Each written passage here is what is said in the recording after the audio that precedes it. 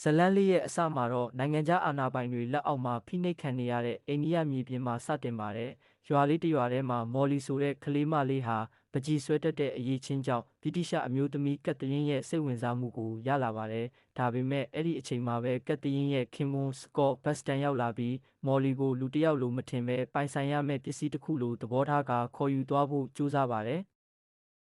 မော်လီရဲ့မိခင်လော်ကီကသမီးကိုပြန်ယူဖို့တောင်းဆိုပေမဲ့စစ်သားတွေကရက်ဆက်စွာရိုက်နှက်ပြီးမော်လီကိုခေါ်သွားကြပါတယ်။ဒီအဖြစ်အပျက်ကရွာသားတွေကိုအလွန်ဒေါသထွက်စေခဲ့ပါတယ်။အဲ့ဒီအချိန်တပြိုင်နက်ဒေလီမြို့မှာလူထုတွေဟာသူတို့ရဲ့ခေါင်းဆောင်ကိုလွှတ်ပေးဖို့ဆန္ဒပြကြပြီးစစ်တပ်နဲ့တိုက်ခိုက်မှုတွေဖြစ်ပွားလာပါတယ်။ဒီနေရာမှာပဲရာကျူးဆိုတဲ့ရဲစွမ်းတတိကြီးတဲ့စစ်သားတစ်ယောက်ပေါ်ထွက်လာပြီးလူအများကြီးကိုတယောက်တည်းနဲ့ရင်ဆိုင်တိုက်ခိုက်ကသူ့ရဲ့ခိုင်မာတဲ့စိတ်ဓာတ်ကိုပြသနိုင်ခဲ့ပါတယ်။